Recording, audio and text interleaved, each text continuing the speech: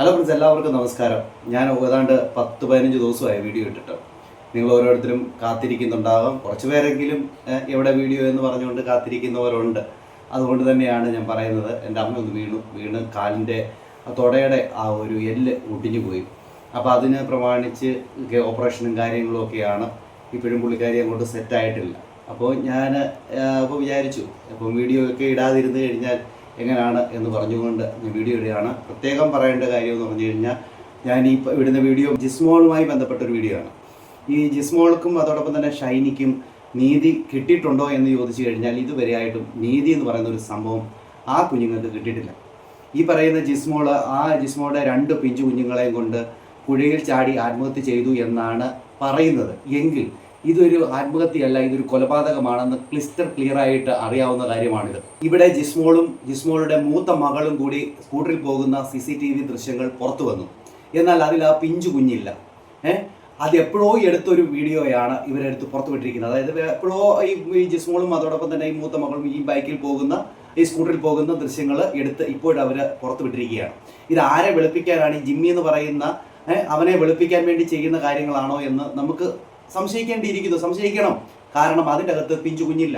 പക്ഷേ ഇവർ വിട്ടിരിക്കുന്ന വേറൊരു ഫോട്ടോയ്ക്കകത്ത് ഈ പറയുന്ന പിഞ്ചു കുഞ്ഞ് ഉണ്ട് താനും.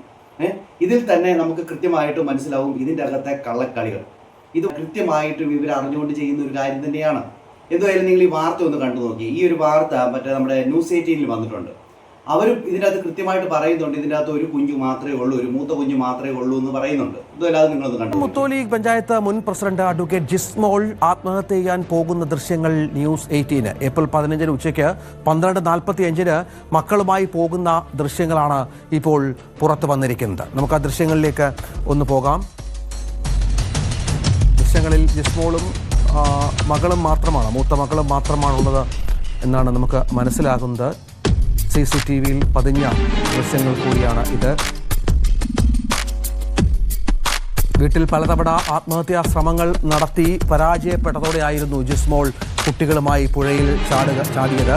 സംഭവത്തിൽ പിടിയിലായ ഭർത്താവ് ജിമ്മിയും ഭർത്തൃപിതാവും ഇപ്പോഴും ജയിലിൽ തുടരുകയാണ് എന്നുള്ളതാണ് ഏറ്റവും പ്രധാനപ്പെട്ട കാര്യം. ഇതിൽ കൃത്യമായിട്ട് പറയുന്നുണ്ട്, ഇതിൽ മൂത്ത മകൾ മാത്രമേ ഉള്ളൂ, ഇളയ മകളില്ല എന്നുള്ള കാര്യം കൃത്യമായിട്ട് പറയുന്നുണ്ട്.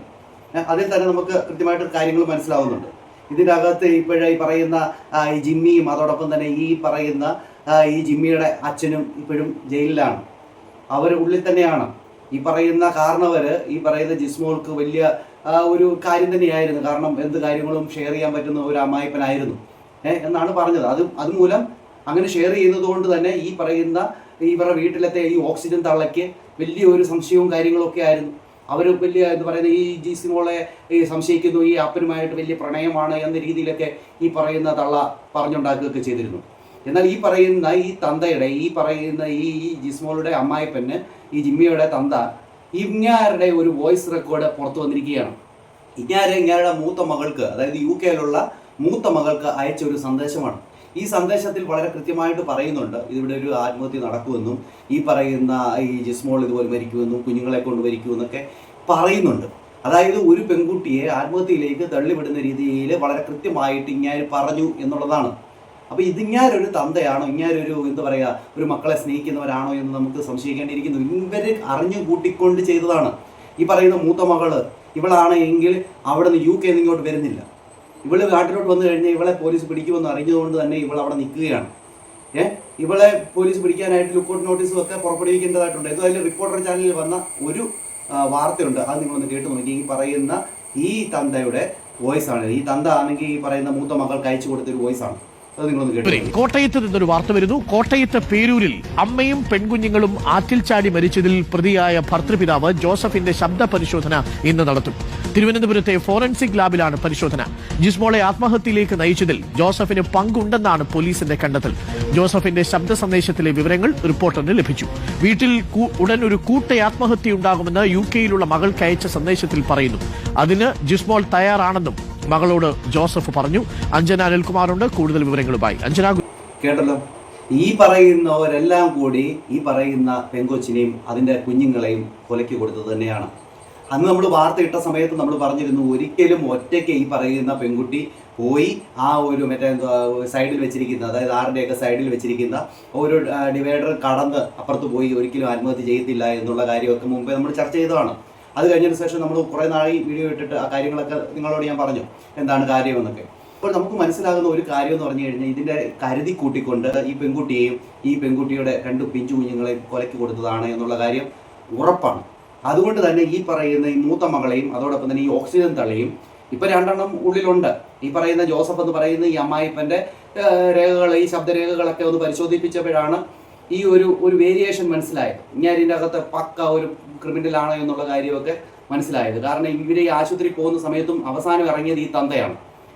എല്ലാം കൂടെ കൂട്ടി വായിക്കുമ്പോൾ ഇതിൻ്റെ അകത്ത് ഉറപ്പായിട്ടും എന്തൊക്കെയോ നടന്നിട്ടുണ്ടെന്നുള്ള കാര്യത്തിൽ ഒരു സംശയവുമില്ല. എന്തായാലും ഇങ്ങനെ എന്താണ് മകൾക്ക് അയച്ചതെന്നുള്ള കാര്യങ്ങൾ അതോടൊന്ന് കേട്ടു നോക്കി.